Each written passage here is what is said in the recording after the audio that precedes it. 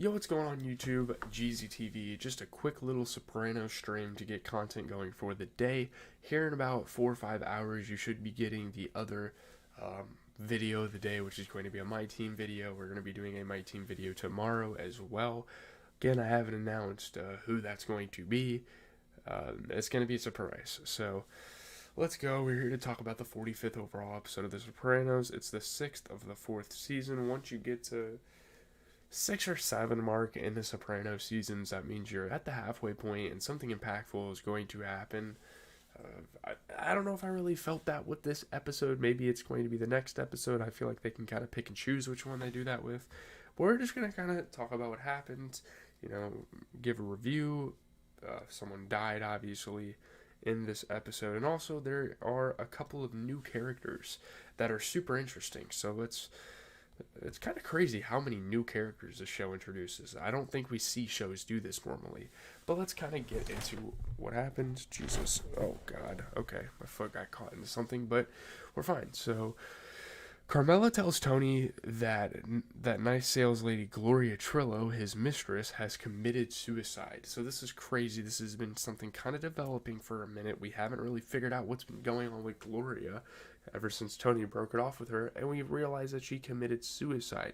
And there's obviously like a lot of responsibility on Tony, even though that he probably shouldn't feel that responsible for it.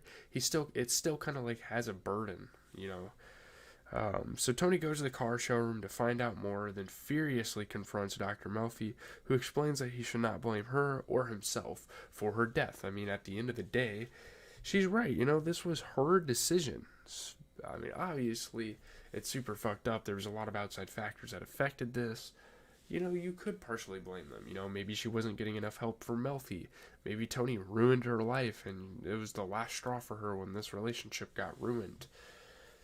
Just a lot of crazy things. Obviously, she's had really bad luck in relationships, so that's a huge reason why she probably killed herself,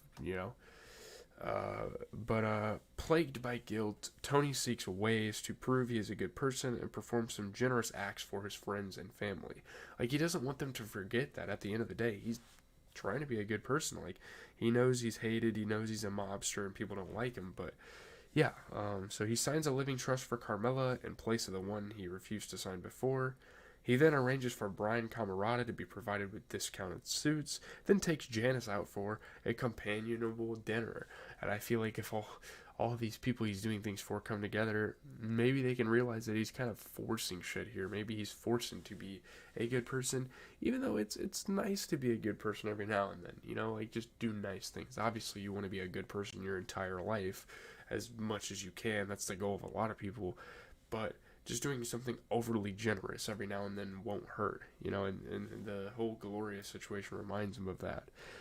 So he continues his good deeds with another dinner where Furio is introduced to a blind date arranged by Carmela.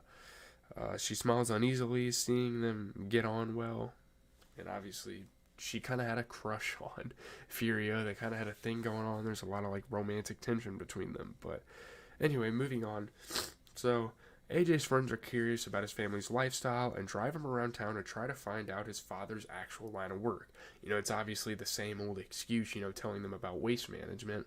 That's like what he's kind of supposed to do, and that's what his father poses as. It's his business front. But they want to really find out more because they know Soprano's involved in something bigger than that, obviously. He's on the news all the damn time. So in the lavish home of his girlfriend, Devin Pillsbury, all of a sudden AJ meets a girl. I think that's kind of a crazy development. Not saying that he doesn't deserve her, but it's kind of crazy. So his girlfriend is super rich, so AJ's intimidated by her family's wealth, and he thinks he has it good. He thinks he's living in luxury, but then he sees this, and it's like, this is some royalty level stuff. Like, what are we doing?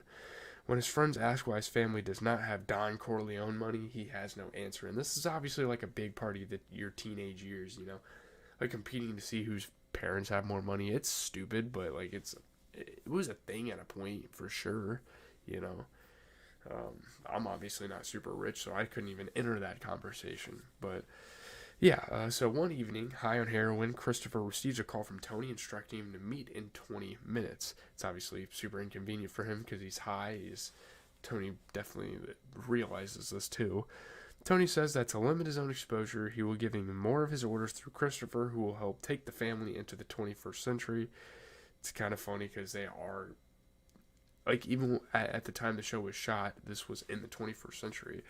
But, yeah, so Christopher's going to get some way bigger duties, way bigger responsibilities than Paulie and Silvio ever had, which is crazy. Because he just became a made man, like, a season ago, so it's wild. So Christopher feels deeply honored, but continues to take heroin. Obviously, he has a lot of responsibilities, so he should probably stay off of that stuff. But he just can't resist the urge, I guess. So Artie has a new French hostess at Nuovo Vesuvio, Elodie, who he flirts with. He flirts with all of his hostesses, especially after going through a divorce. Her brother, John Philippe, asked for a $50,000 bridge loan to conclude a deal to distribute Armagnac to the United States, and so he can have it at his bar, have all this luxurious, fancy liquor and spirits and all this stuff, and it's like a rave in Europe, apparently. So Artie agrees to lend him the money at 13% interest. He tries to borrow the money from Ralphie, who declines, but mentions it to Tony. How familiar is that? Ralphie declining something and, like, weighing it on Tony. It's happened a couple of times, you know? So, Tony meets Artie, reminds him of their friendship, and insists that he accepts the loan from him at only 1.5% interest. 1.5 points. So it's the terminology in the mafia, you know? So, 10 days pass, and Jean Philippe is not answering his phone. He's all of a sudden going ghost once this deal goes down. Artie confronts him at his home, as he probably should, to be honest with you. Like, he had every reason to do so. Jean-Philippe reveals that the deal has failed and he does not have the money. Which is fucked up, because this was Artie. Even if it was Artie's money, obviously, like, that'd make him even more mad. You know? So Artie attacks him, but Jean-Philippe gains the upper hand, rips out his earring, and throws him out. So yeah, he pretty much gets bitched. Like, that's the best way to put it. Artie gets absolutely bitched here. At home, Artie overdoses on alcohol and pills and calls Tony to apologize. He's clearly under the influence of drugs and intoxicated. So Tony deduces that he is trying to kill himself and calls 911. He's obviously with one of his Gumars or whatever they're called. So at the hospital, Tony says that Artie can clear his tab of Nuovo Vesuvio in lieu of payment to kind of make up for it. So Artie expresses admiration that Tony could foresee that the deal would go bad and that he would be able to profit from it. This observation infuriates Tony, obviously. I mean, he's pretty much saying that Tony's using him and Tony knew this all along. That's not Tony. Again, Tony's trying to battle with being like a moral human being, and here's Artie ruining that for him. So Furio is sent by Tony to Jean Philippe's apartment to collect the debt. So there it is. Furier's obviously doing all the dirty work. We meet Devin Pillsbury, who's AJ's girlfriend, and Matt Testa, who's AJ's friend. I gotta kind of get going here. Obviously, Gloria Trillo dies. Tony learns of her suicide by hanging in this episode, and her fate was kind of up in the air. Her character was kind of a mystery for a while, but we finally figured out what happened to her, so it's nice to get that sort of closure in this episode. I don't really have anything else to say. The Beatles' Rubber Soul vinyl was shown in the episode. Godfather Part 2 is referenced. The Picasso paintings. There's a lot of cultural stuff. I think this show does it does a good job at, like, implementing kind of Easter eggs into their show. So anyways, that's it. Leave a like, comment, subscribe. That's going to do it for now. I will obviously get you guys another video today, but here in about 40 to 50 minutes, I gotta head to lunch. I also gotta do a little bit of homework right now. So yeah.